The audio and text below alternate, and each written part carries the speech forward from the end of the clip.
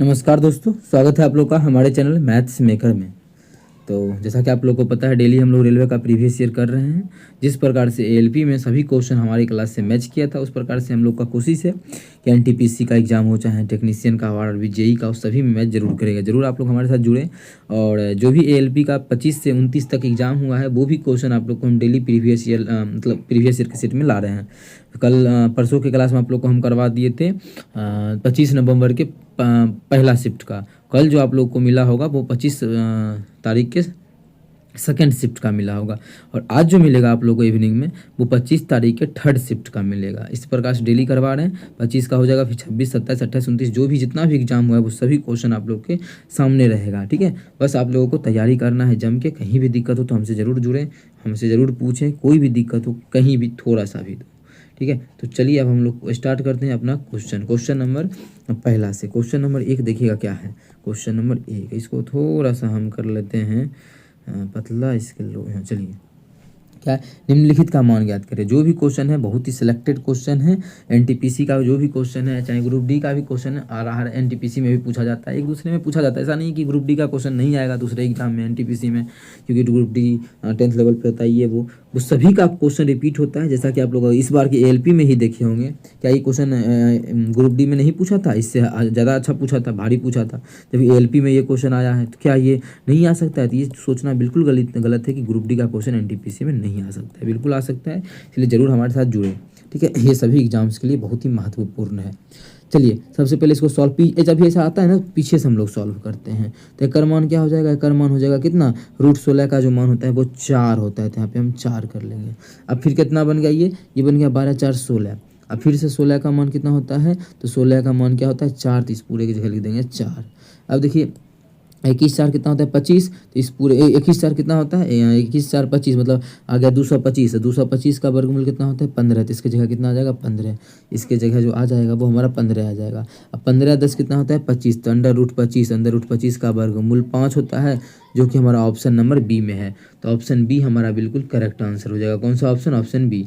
उम्मीद करते हैं दोस्तों समझ में आ गया होगा। कहीं भी किसी प्रकार का कोई भी दिक्कत हो किसी भी क्वेश्चन में, कमेंट करके पूछ सकते हैं। ये आपका अपना चैनल है मैथ्स मेकर। अगर अच्छा लगता है, क्वेश्चन समझ में आता है, तो अपने सभी दोस्तों के साथ इस वीडियो को ज़्यादा से ज़्यादा शेयर करें। अगर आप लोग चैनल पर नए हैं तो हमारे चैनल मैथ्स मेकर को सब्सक्राइब करना ना भूलें। चलिए हम लोग चलते हैं अपने क्वेश्चन नंबर 1-2 की तरफ। देखिएगा क्वेश्चन नंबर 2 हमारा क्या है।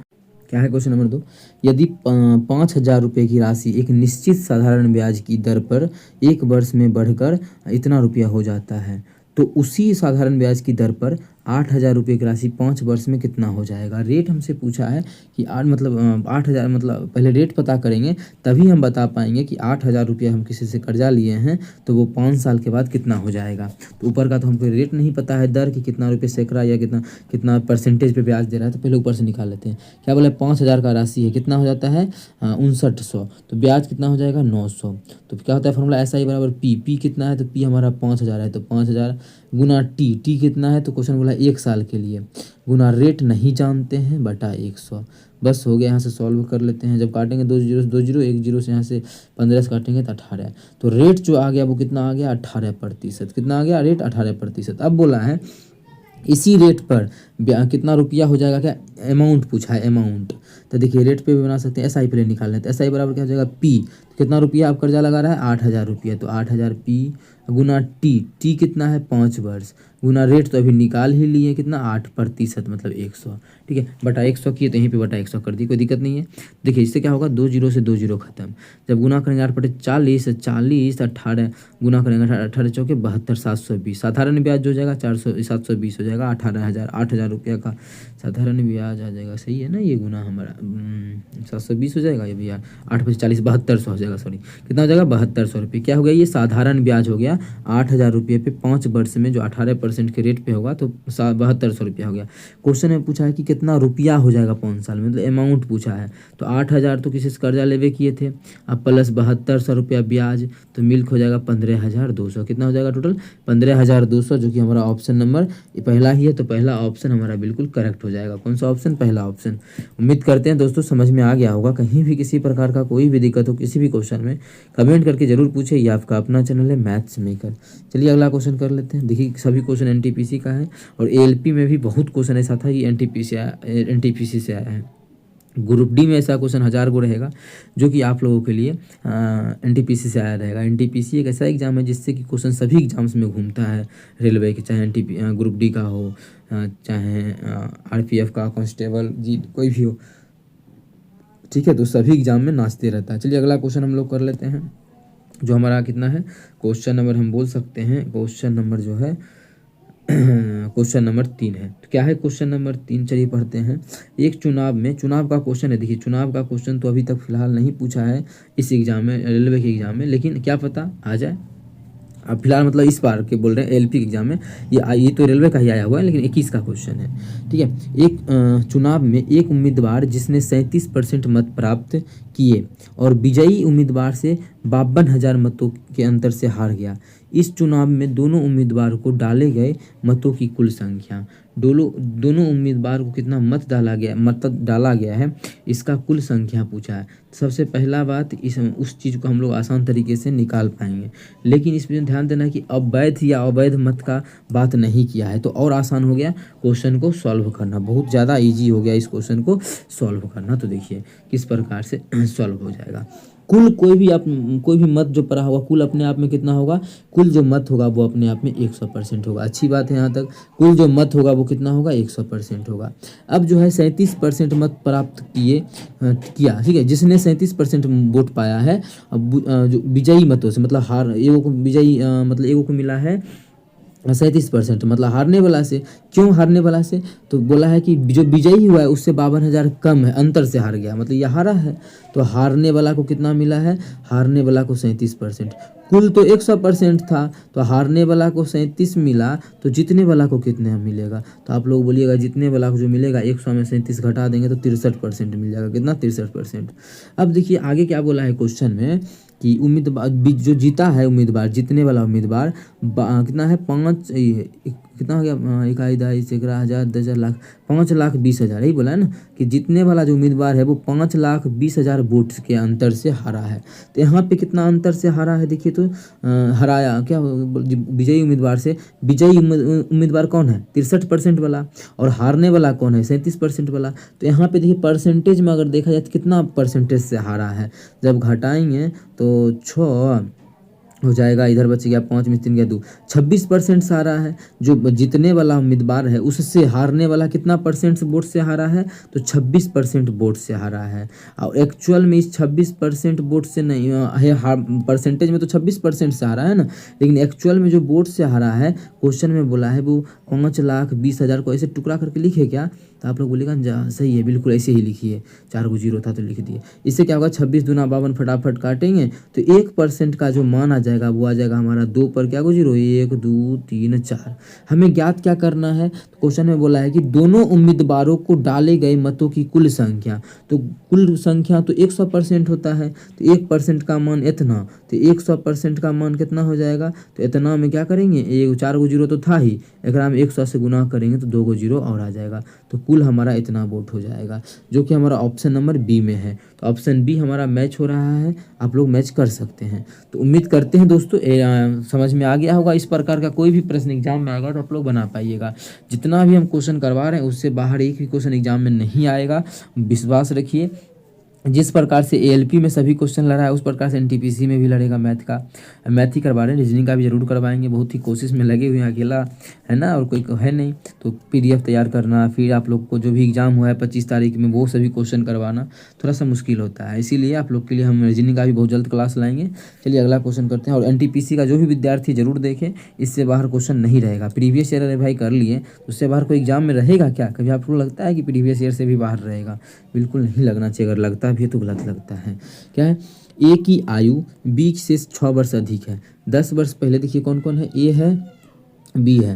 क्वेश्चन में क्या बोला है, ए की जो आयु है 20 से 6 वर्ष अधिक है। 20 से 6 वर्ष अधिक है मतलब ये एक्स, तो ए कितना हो जाएगा, 6 वर्ष अधिक हो जाएगा। ठीक है, आगे बोला है कि 10 वर्ष पहले बी की आयु ए की आयु की 3/4 थी। 10 वर्ष पहले, तो 10 वर्ष पहले ये कितना साल का हो जाएगा, एक्स माइनस 4, और 10 वर्ष पहले ये कितना हो जाएगा, एक्स माइनस 10। आगे क्या बोला अब देख लेते हैं। 10 वर्ष पहले बी की जो आयु है, ये बी की आयु जो है, बी की आयु ए की आयु की 3/4 है। ए की आयु की 3/4 है, ए की आयु का 3/4 करेंगे तब बी की आयु पड़ेगा, ऐसा बोल रखा है। ऑप्शन के थ्रू भी चल सकते थे, लेकिन क्वेश्चन क्या था, बड़ी आसान था इसलिए सॉल्व कर लिए। 3 से जब गुना करेंगे क्या हो जाएगा, इधर हो जाएगा 3x माइनस 12 बराबर, और उधर 4 से गुना करेंगे तो क्या हो जाएगा, 4x माइनस 40। 3x 4x को साथ में कर दे, उधर जाएगा तो कितना हो जाएगा, x बराबर, ये इधर आएगा तो हो जाएगा 28 हो जाएगा ना, घट के बिल्कुल 28 हो जाएगा। क्वेश्चन में x का जो मान आ गया 28। क्वेश्चन में पूछा क्या है, a की वर्तमान आयु ज्ञात कीजिए। तो a का वर्तमान आयु क्या था, x प्लस 6, मतलब x का मान जितना भी आएगा वो उसमें उससे 6 अधिक, तो x का जो मान हो जाएगा 28 प्लस 6, 28 6 कितना हो जाएगा, 34। तो क्वेश्चन में हमसे a की आयु पूछा था, तो a का जो आयु हो जाएगा वो 34 साल का हो जाएगा, जो कि हमारा ऑप्शन नंबर 1 में है। तो ऑप्शन 1 हमारा बिल्कुल करेक्ट आंसर हो जाएगा। कौन सा ऑप्शन, ऑप्शन 1। उम्मीद करते हैं दोस्तों समझ में आ गया होगा। कहीं भी किसी प्रकार का कोई भी दिक्कत हो किसी भी क्वेश्चन में, कमेंट करके पूछ सकते हैं। ये आपका अपना चैनल है मैथ्स मेकर। अगर अच्छा लगता है, क्वेश्चन समझ में आता है, तो अपने सभी दोस्तों के साथ इस वीडियो को ज़्यादा से ज़्यादा शेयर करें। अगर आप लोग चैनल पर नए हैं तो हमारे चैनल मैथ्स मेकर को सब्सक्राइब करना ना भूलें। एनटीपीसी का जो भी विद्यार्थी तैयारी करते हैं जरूर हमारे साथ जुड़ें। कहीं भी दिक्कत हो तो हमसे पूछे। ये आपका अपना इकलौता चैनल है जिससे कि इस क्वेश्चन एग्जाम में भी आता है। जरूर हमारा सपोर्ट करें, जिससे कि और भी अच्छा चैनल ग्रो करे और हम अच्छा लेवल का आप लोग को सभी तरह का कंटेंट प्रोवाइड करवा सके। अगला क्वेश्चन 5 है, 16 आदमी एक कार्य को 24 दिनों में पूरा कर सकता है। 24 महिलाएं उसी कार्य को 32 दिनों में पूरा कर सकती है। 2 लाइन बोला लिख देते हैं। 16 को अगर आदमी लेते हैं मेन, तो उसी काम को 24 दिन में पूरा कर सकता है। ठीक है, आगे बोला है उसी काम को, बराबर का है दिखा है कि बोला सेम काम, तो काम तो इतना आ गया कि 24 को क्या है, 16 ना, 24 नहीं, यहाँ पे 16 बोला है। 16 को आदमी है, तो 16 को आदमी 24 दिन में जितना काम करता है वही काम, तो वही काम ये काम हो गया, उतना ही काम जो है आगे बोला है 24 महिला, 24 महिला तो वुमेन कर देते हैं। 24 महिला 32 दिन में पूरा करती है। कितना दिन में पूरा करती है, 32 दिन में पूरा करती है। आगे क्या बोला है देखिए, तो 16 पुरुष और 16 महिलाएं ने मिलकर 12 दिनों तक कार्य किया, जिसके बाद महिलाओं ने काम छोड़ दिया। कितना दिन तक किया है, 12 दिन तक काम किया है। कौन सा 12 दिन तक जो काम किया है, 24 महिला मतलब 24 वोमेन और 16 पुरुष। क्वेश्चन में क्या बोला है समझिएगा, यहाँ पे हम देख लेते हैं फिर से, कितना 12 दिन तक ना, तो 16 पुरुष और 16 महिला, 16 पुरुष और 16 महिला ने मिलकर 12 दिन तक किया। 16 को पुरुष भी, 16 को मेन भी और 16 को वोमेन, दोनों मिल के जो है वोमेन कितना दिन तक किया, 12 दिन तक किया, इसलिए 12 से गुना किया, मतलब इतना काम हो गया। उसके बाद जिसके बाद महिलाओं ने काम छोड़ दिया, उसके बाद क्या हुआ कि इतना काम करने के बाद वोमेन ने काम छोड़ दिया। ठीक है, तो 2 दिनों में शेष कार्य को पूरा करने के लिए कितने और पुरुष की आवश्यकता, हाँ कितना और पुरुष चाहिए। अब जो शेष काम जो भी बचा है, शेष काम को हमें 2 दिन में ख़त्म करना है। कितना दिन में, 2 दिन में। तो क्या वो आदमी चाहिए, कितना आदमी चाहिए पूछा है, तो पहले ये पता कर लेते क्षमता क्या है सबका, महिला और पुरुष का। तो काटेंगे तो 24 से 24 खत्म हो जाएगा, 16 दूना 32। तो मेन बटा वोमेन का जो अनुपात आ जाएगा वो हमारा आ जाएगा 2/1। इसका मतलब आदमी का जो अनुपात है 2 है और महिला का जो अनुपात है वो 1 है।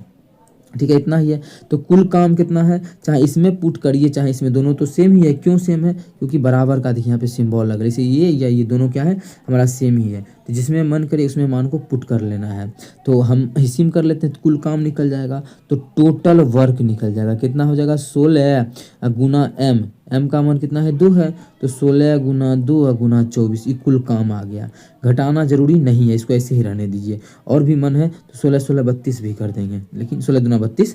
ठीक है, कुल काम। अच्छा, कुल काम 12 दिन में कितना कर लिया है वो भी पता कर लेते हैं। तो कुल काम कितना कर लिया है, उसके बाद शेष काम पे चलेंगे। तो कुल काम जो किया है 12 तो ही है। अच्छा, दोनों में 16 कॉमन आ रहा है, ले लें क्या, तो ले लेते हैं 16 कॉमन। तो 12 तो ही है, गुना 16 कॉमन ले लिए, तो गुना क्या बच गया, m बच गया, w बच गया।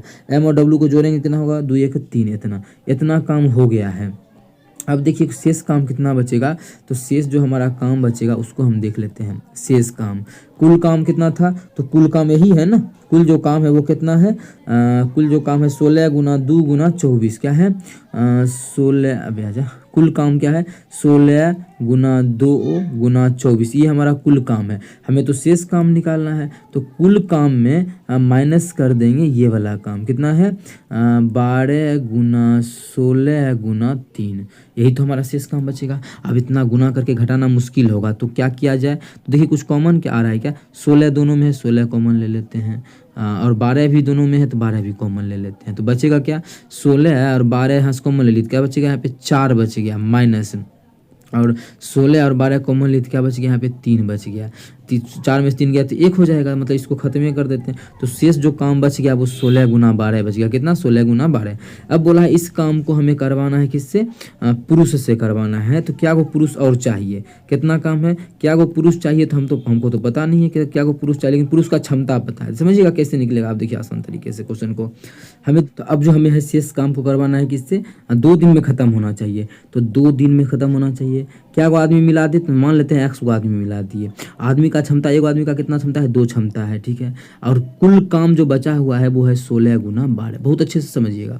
जब काटेंगे यहाँ से 2 दूना 4, 4 चौके 16, तो x का जो मान आ गया वो 48, मतलब 48 को आदमी और चाहिए, तो आप लोग क्या कीजिएगा, इसको टिक कर दीजिएगा, हो जाएगा गलत। क्यों, क्योंकि क्वेश्चन में ये नहीं बोला है कि कितना पुरुष चाहिए, बोला कितना पुरुष और चाहिए, और चाहिए। देखिए पुरुषों को कार्य पर विशेष में पूरा करने के लिए कितने और कितना और, पहले से कितना है 16 को तो काम कर ही रहा है, महिला चल गई ना, क्वेश्चन में बोल दिया था शुरू में ही, आप लोग को हम पढ़ के दिखाए थे कि महिला जो है वो काम छोड़ के चली गई है, महिला देखिए वोमेन कट मारे हैं, वोमेन छोड़ के चली गई है, पुरुष तो 16 को था ही, तो अब कितना और 48 को टोटल चाहिए, तो 16 को तो पहले से था ही, मतलब 32 को पुरुष और चाहिए, तब वो काम जो हमारा है कंप्लीट हो जाएगा, कितना दिन में, 2 दिन में, मतलब पुरुषों की जो संख्या रिक्वायरमेंट है वो 32 को पुरुष और चाहिए।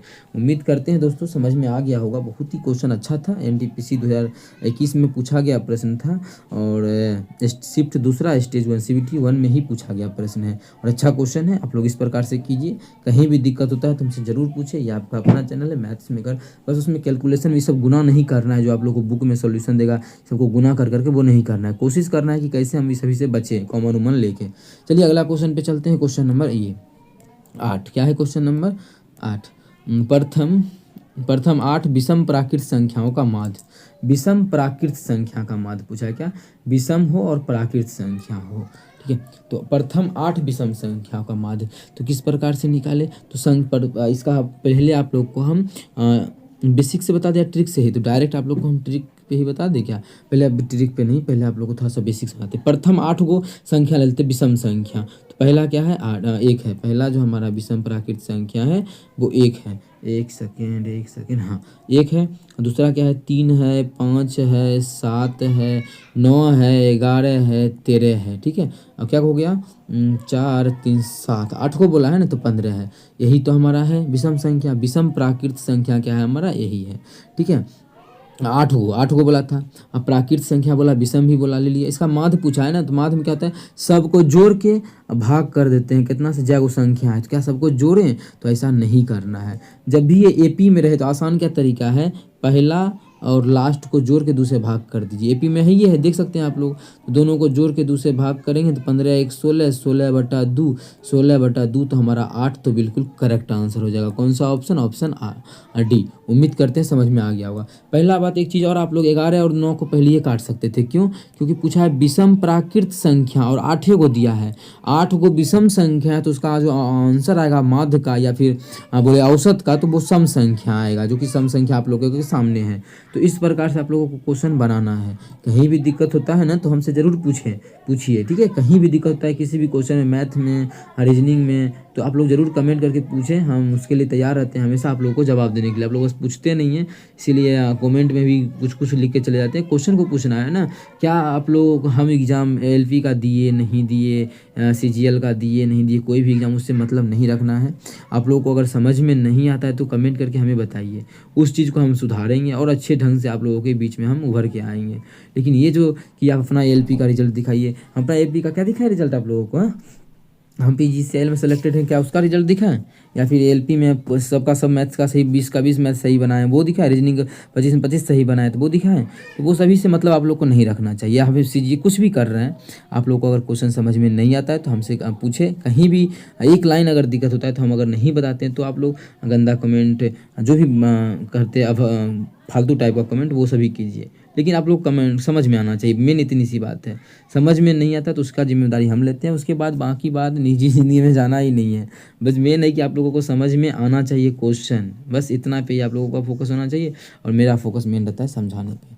चलिए इस चीज़ का और भी अगर बेसिक जानना था आप लोगों को तो डायरेक्ट इतना जोड़ना ये भी नहीं जोड़ना था, तो बीच में देखिए कौन आया, बीच में ये दोनों आया ना, तो ये दोनों के बीच में क्या आएगा? 8 आंसर है। चलिए 8 आंसर हो गया। तो इस चीज़ को समझिए, ठीक है। उम्मीद करते हैं दोस्तों समझ में आया होगा। कहीं भी किसी प्रकार का कोई भी दिक्कत हो किसी भी क्वेश्चन में कमेंट करके पूछ सकते हैं। ये आपका अपना चैनल है मैथ्स मेकर। अगर अच्छा लगता है, क्वेश्चन समझ में आता है तो अपने सभी दोस्तों के साथ इस वीडियो को ज़्यादा से ज़्यादा शेयर करें। अगर आप लोग हमारे चैनल पर नए हैं तो सब्सक्राइब जरूर करें, और इस सबको जोड़ के 8 से भाग नहीं करना है, फालतू तरीका नहीं करना है। चलिए अगला क्वेश्चन नंबर 7 पे चलते हैं। क्या है क्वेश्चन नंबर 7?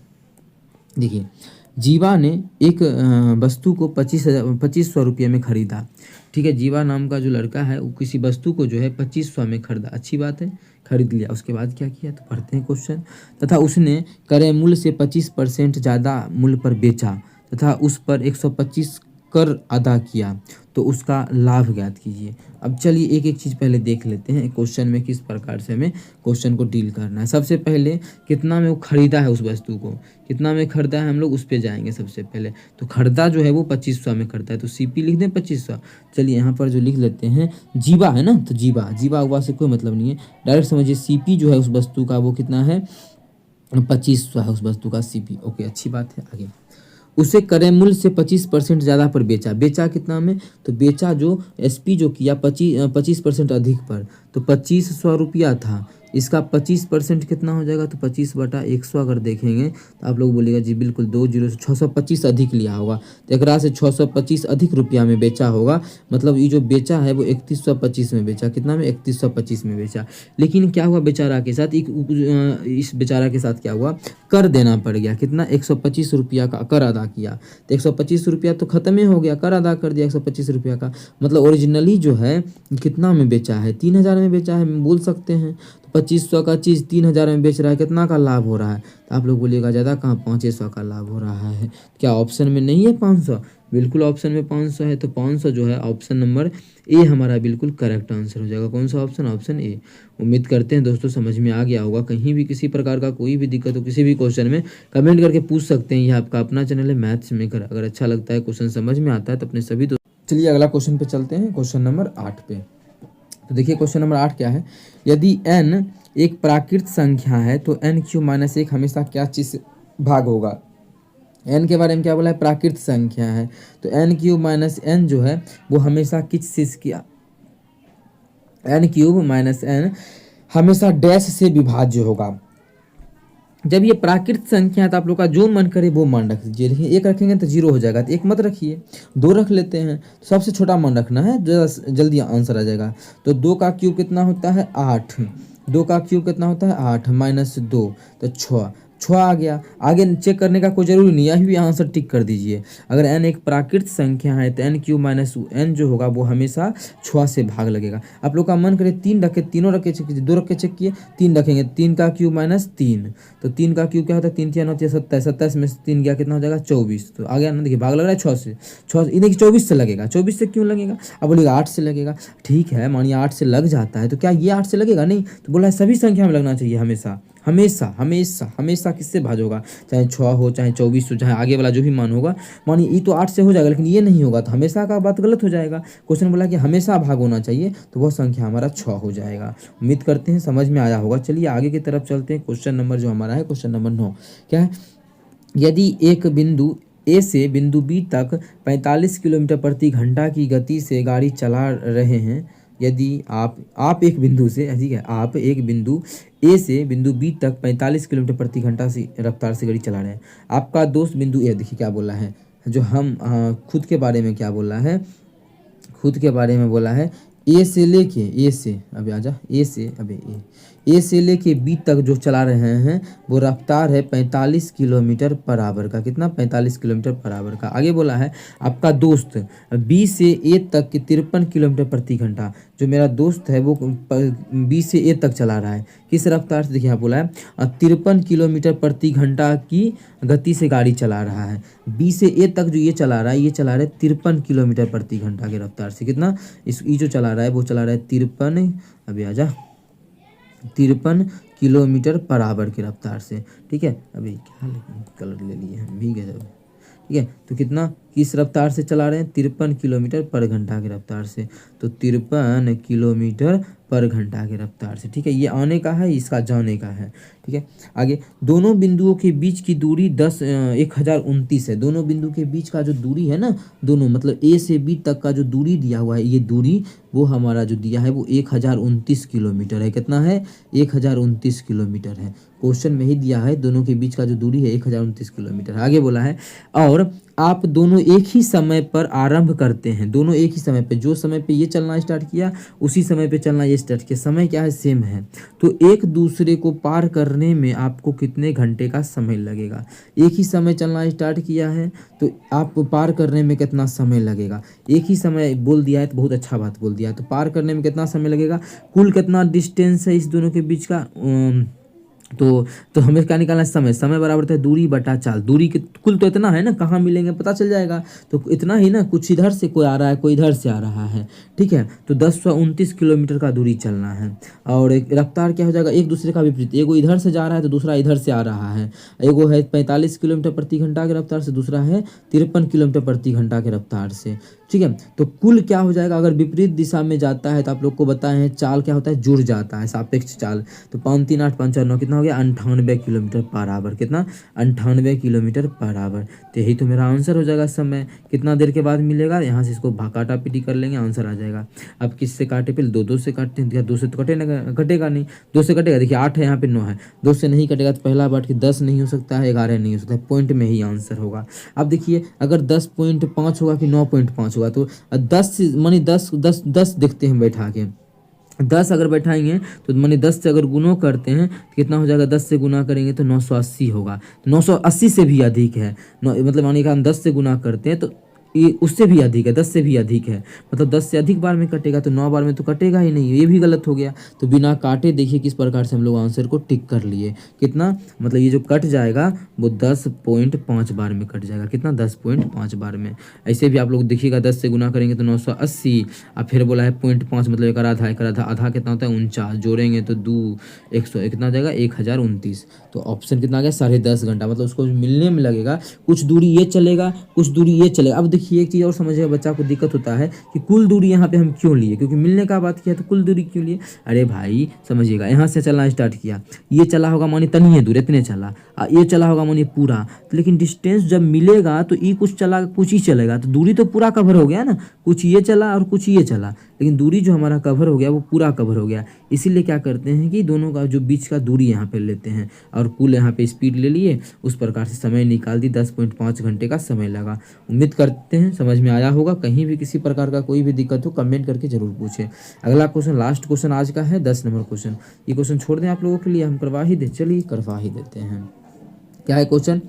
यदि 750 को x/y/z 3 भागों में इस प्रकार विभाजित किया जाता है कि x-5 अनुपात y-10 अनुपात z- इतना के अनुपात में दिया हुआ है। ये तीनों का अनुपात दिया हुआ है। ठीक है, x-5 का जो अनुपात, x-5 अनुपात y-10 इसका अनुपात दिया है z-15 के साथ। कितना अनुपात दिया है? तो 5:4:3, इस तीनों का जो अनुपात है वो 5:4:3 दिया हुआ है। ठीक है, यहाँ तक तो पूछा है x/y/z का हिस्सा। ठीक है, और बांटना कितना है? 750 रुपया को x/y/z 3 भाग में इस प्रकार से बांटना है। हाँ, तो चलिए हम लोग कर लेते हैं आगे क्वेश्चन को सॉल्व। अब किस प्रकार से क्वेश्चन को सॉल्व भी किया जाए, तो क्वेश्चन तो ये आ गया लंबा चौड़ा। तो आसान तरीका क्या है? ऑप्शन के थ्रू भी इस क्वेश्चन को चल सकते हैं। x/y/z का मान पूछा है, तो जो भी इसी सब में से चारों में से कोई x/y/z का मान होगा, यहाँ पे रख के देखेंगे क्या ये अनुपात आता है, क्या देख लेते हैं। पहला ऑप्शन मानिए सही है, तो बोला है एक्स में 5 घटाएंगे तो कितना हो जाएगा, मानिए 245 हो जाएगा। अनुपात बाई में जब 10 घटाएंगे तो हो जाएगा 190, कितना हो जाएगा 190। अनुपात जब यहाँ घटाएंगे तो कितना हो जाएगा, जब यहाँ 15 घटाएंगे जेड में इतना माना है तो 15 घटाएंगे तो 135, क्या कटेगा ये इस अनुपात में पूरता है, चेक कर लेते हैं फटाक से, नहीं तो अब बेसिक पे जाना पड़ेगा। 19 से काटेंगे तो पहला बात तो ये तो हमारा दिख रहा है 19 दहें 90, ठीक है 19 दहें 90 आ गया। 19 इसको ये कटेगा 19 से, तो बिल्कुल हमारा 19 से नहीं कटेगा, ये तो हमारा चलिए यहाँ पे ही गलत हो गया, यहाँ ही पे गलत हो गया। पहला ऑप्शन तो हो नहीं सकता, और भी तरीका है देखेंगे, पहला तो ऑप्शन हो नहीं सकता है कि पहला ऑप्शन जो हमारा नहीं हो सकता है। लेकिन इस तरीका से करेंगे तो काफ़ी टाइम लग जाएगा ना, तो काफ़ी टाइम लग जाएगा। तो और क्या तरीका हो सकता है दूसरा, तो दूसरा क्या तरीका है, देखिए एक्स बाई जेड अगर तीनों को जोड़ देते हैं तो कितना बोला है कि 750 पड़ता है, कितना 750, ठीक है तीनों को जोड़ दिए हैं तब। लेकिन एक्स में 5 घटाया गया है, बाई में 10 और जेड में 15, टोटल कितना घटाया गया है 15 10 15 5 20 20 10 30 घटाया गया है, तो यहाँ भी हम 30 घटा देते हैं तो एक्चुअल में बचेगा कितना 720। इसी का तो अनुपात दिया है ये घटाने के बाद, कितना 5 4 3, कितना दिया 5 4 9 3 12 अनुपात दिया घटाने के बाद। और घटाने के बाद हम लोग का एक्चुअल में कितना आया है 720 आया है। इसका मतलब जब काटेंगे तो एक अनुपात का जो मान आ जाएगा वो आ जाएगा 72 60, एक अनुपात का मान कितना आ जाएगा 60 आ जाएगा। एक अनुपात का मान 60 आ जाएगा। हमसे पूछा ये एक्स बाई जेड का मान, तो पहले इसका मान निकाले थे, तो 5 अनुपात का मान क्या हो जाएगा 6 5 300, और इसका 4 अनुपात का मान क्या हो जाएगा 6 चौके 24, कितना हो जाएगा 6 चौके 24 240, और ये 6 3 18 180, तीनों निकल गया। हमें क्वेश्चन में पूछा है एक्स बाई, ये जो आया है 5 घट के, तो 5 एक्स में 5 घटाएंगे 300 पूरेगा, मतलब इसका मान कितना होगा 305 होगा। बाई में 10 घटाएंगे तो 240 पूरेगा, इसका मतलब इसका मान कितना होगा 250 होगा। और जेड में 15 घटाएंगे तो 180 पूरेगा, मतलब ये मान जो होगा 195 होगा। कोई ऑप्शन में है तो बिल्कुल हमारा 205 250 305 250 195 जो ऑप्शन नंबर बी में है, तो ऑप्शन बी हमारा बिल्कुल करेक्ट आंसर हो जाएगा। कौन सा ऑप्शन, ऑप्शन बी। ऐसे आप लोग चाहते तो जैसे आप लोग शुरू में हम गो थ्रू ऑप्शन जा रहे थे उस प्रकार से भी जा सकते हैं, लेकिन वहाँ टाइम खपत करने से अच्छा है कि इस तरीका से हम लोग क्वेश्चन को सॉल्व कर सकते हैं। जो भी क्वेश्चन है एनटीपीसी में पूछा गया है, और एनटीपीसी चाहे रेलवे का जो भी एग्जाम है सभी एग्जाम्स में पूछा गया प्रश्न है। उम्मीद करते हैं समझ में आ गया होगा, और अच्छा लगता है क्वेश्चन समझ में आता है तो अपने सभी दोस्तों के साथ इस वीडियो को ज़्यादा से ज़्यादा शेयर करें। अगर आप लोग चैनल पर नए हैं तो हमारे चैनल मैथ्स मेकर को सब्सक्राइब जरूर करें। चलिए मिलेंगे नेक्स्ट वीडियो में इसी प्रकार का बेहतरीन क्वेश्चन लेके। Thank you.